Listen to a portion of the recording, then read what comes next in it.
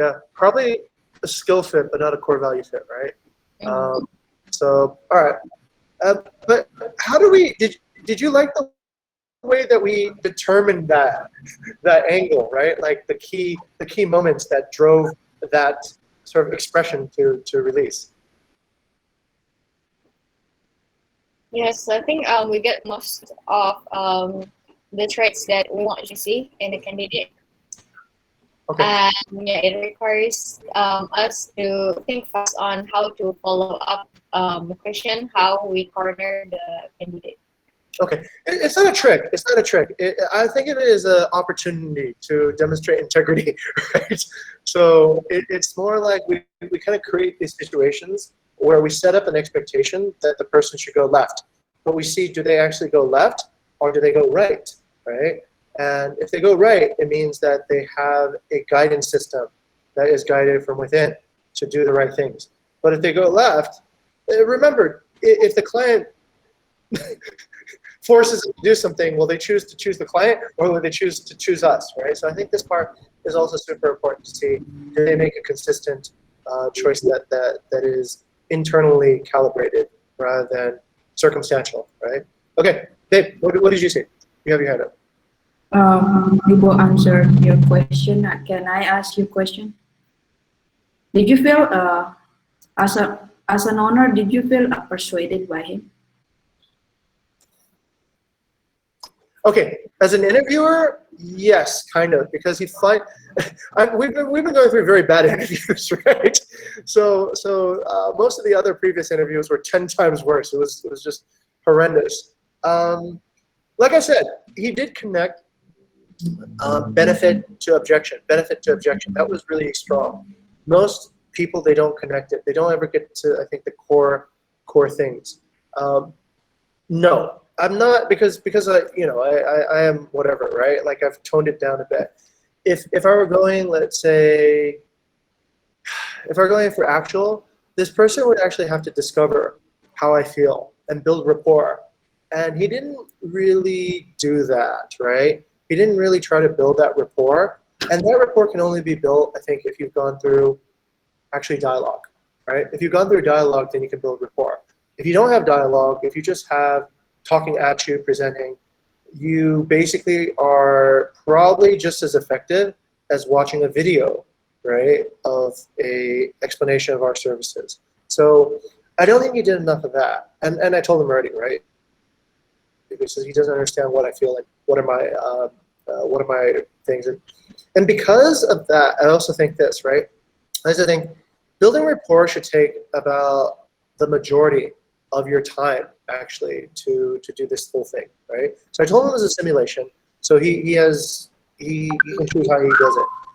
A really effective salesperson would spend about probably 80 to 90% of their time building rapport, right? Understanding your objections, understanding your way of thought, understanding why you feel a certain way. A really good salesperson should be a person who knows that when you were a child, you were betrayed by one of your friends, and this is why, and your friend became a salesperson. This is why you don't trust salespeople, right? Something like that. That would be, let's say, a person who is very strong, I think. So I don't think he built enough rapport. He relied a little bit too much on the pitch deck, but at least he connected the pitch deck together. What do you think, Dave? Okay.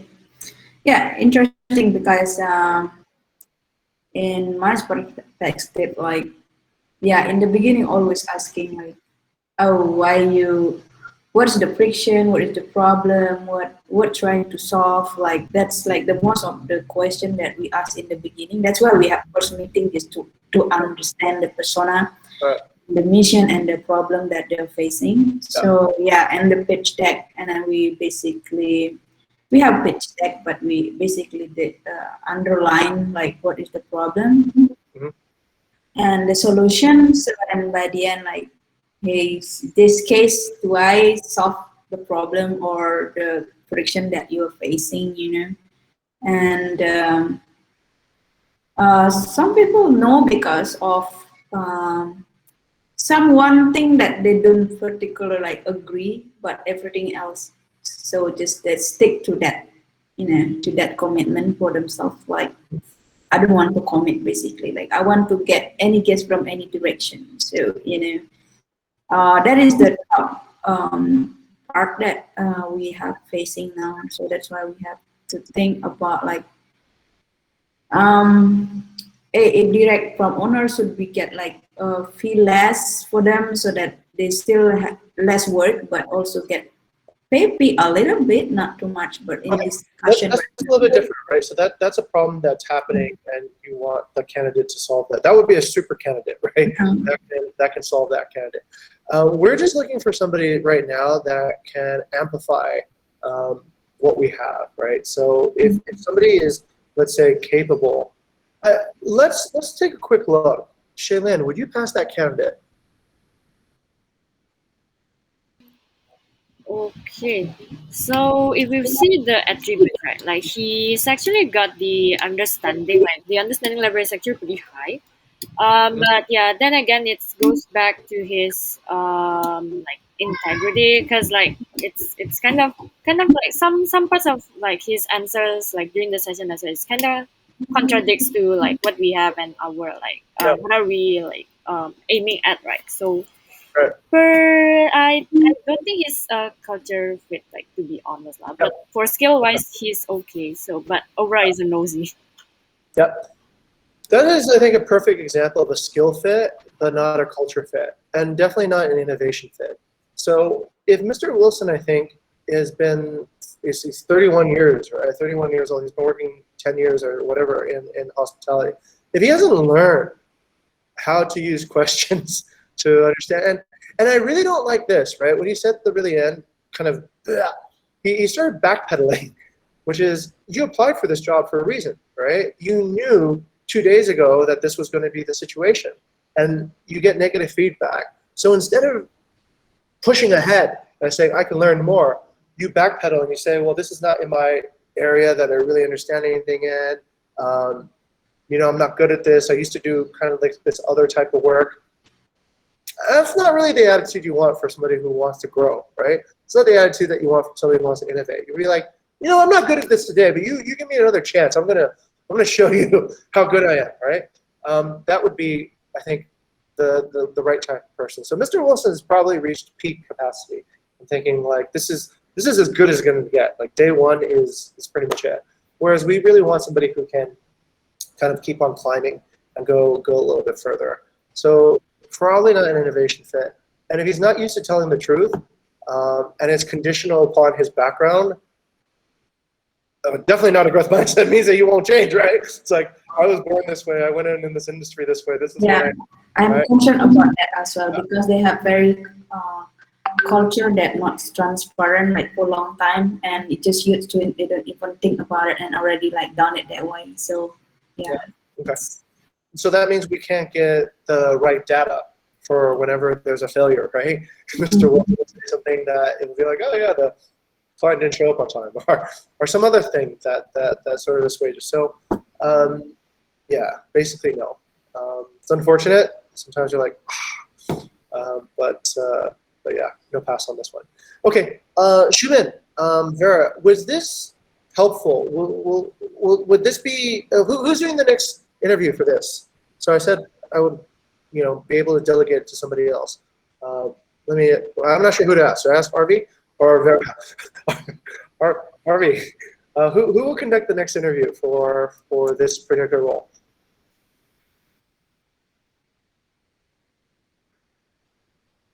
I think we haven't actually decided yet. Okay, all right, but I guess everyone's here so that they can learn, right?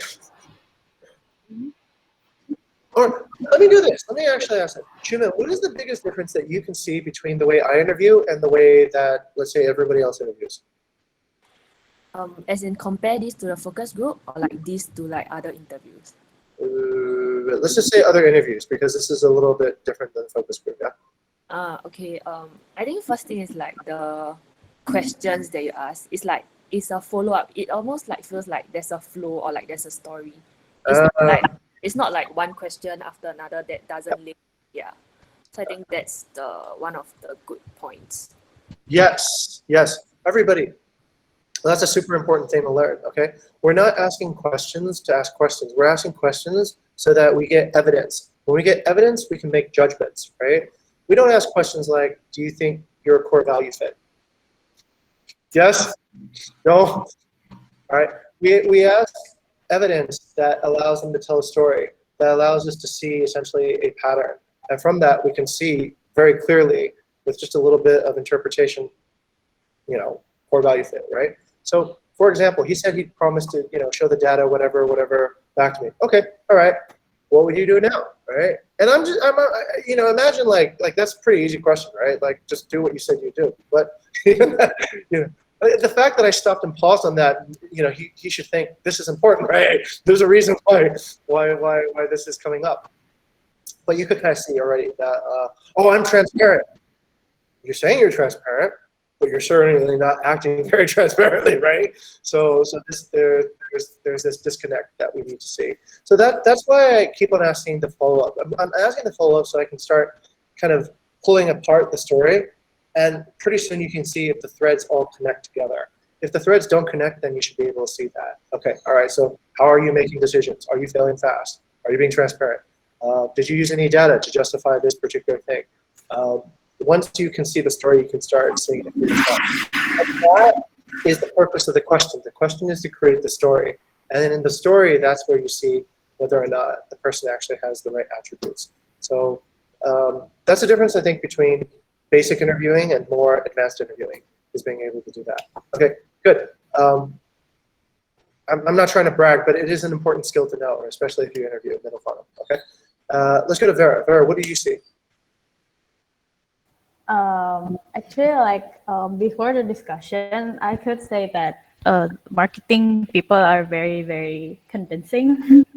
And then but after the follow-up questions, and then he mentioned something but didn't show the data. And after we show the data, he forgot what he promised, and I was like, okay, now I see how important follow-up question, but it's not just a follow-up question, but more drilling deeper. But yeah, I actually learned a lot from how you ask the follow-up questions.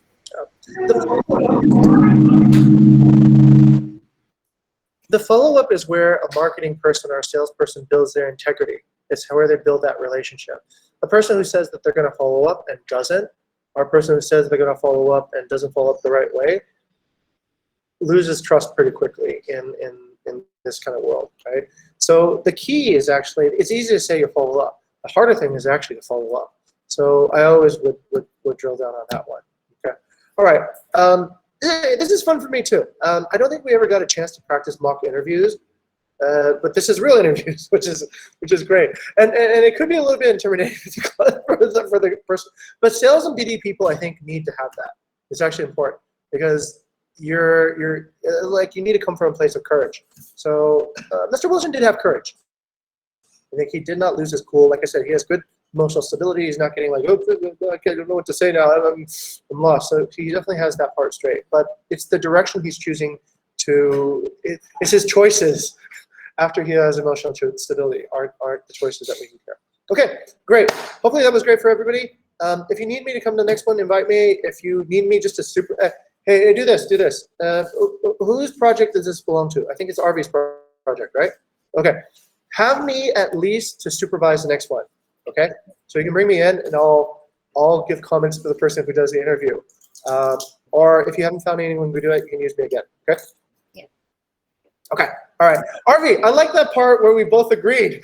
This is probably why we don't hire from hotels.